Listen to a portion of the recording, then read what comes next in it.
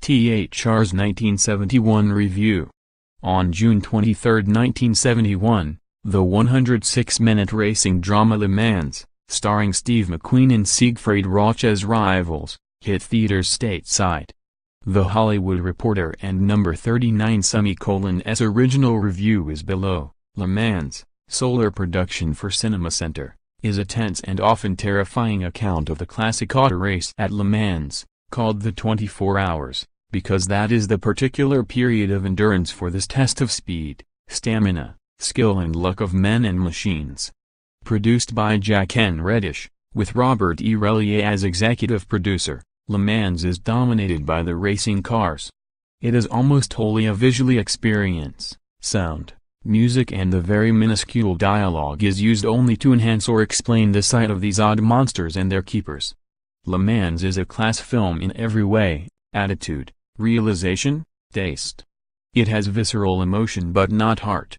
The national general release will do very well in multiples and with special bookings.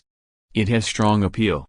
It is an unsatisfying film because we know no more about the people at the end than we did at the beginning, in fact, very little at all.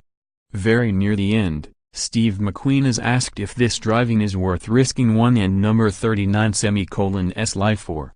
He replies that for those men who drive these autos, it is life. Anything before or after is just waiting. We may thank the producers, director and writer Harry Kleiner for sparing us the rationalization that the whole bizarre, destructive sport is necessary to advance knowledge of the internal combustion engine, or for a practical trial of competing rubber synthetic tires. But what we have is not enough to give the drama the empathy or identification it needs.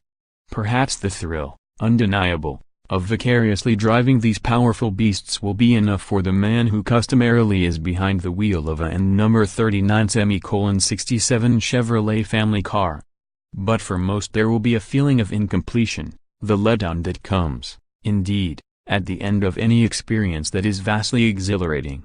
Some dramatic convention should have been employed to play out the spectator so he does not let down, on the film in Number 39's completion, exactly as the older, more experienced drivers do.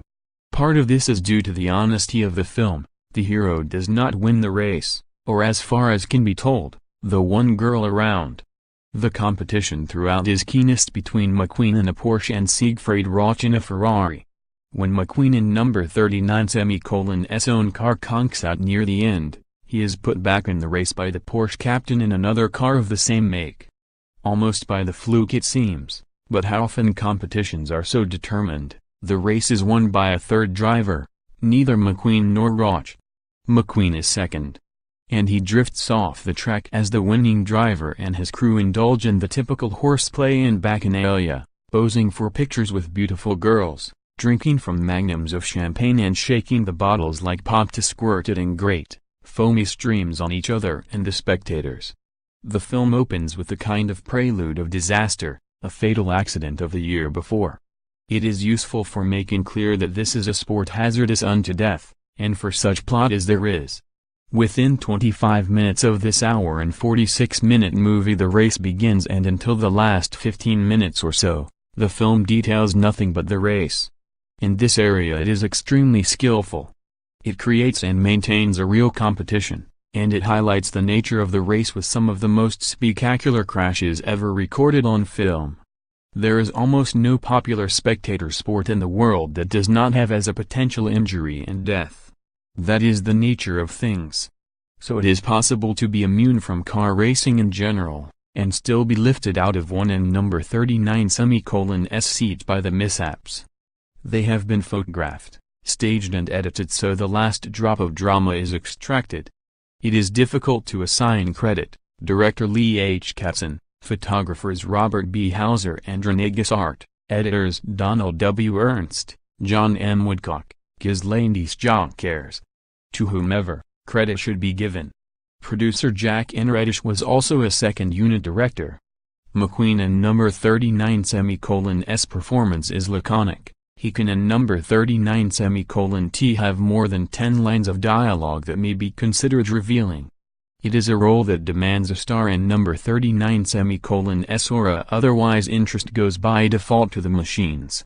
At that, it is a contest, which gives the film a kind of inner dynamics. Siegfried Rauch is attractive as his chief rival. Helga Andersson, as the widow of the racer killed the previous year, is restricted almost entirely to wordless, moody scenes. She might have been given more to do. As a ghost of the past she is useful, a reminder of what these men do to those who love them.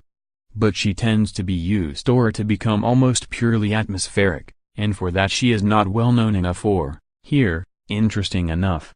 As noted, the direction, photography and editing are first-rate, in many areas the best ever done on this kind of action film. Michel Legrand and number 39:S music, sparingly employed, is generally useful. The thought occurs that music might have been used better or differently at the end to give the film the coda it needs. Of course that decision was not necessarily Legrand and number 39:S. James Powers, originally published on June 15, 1971.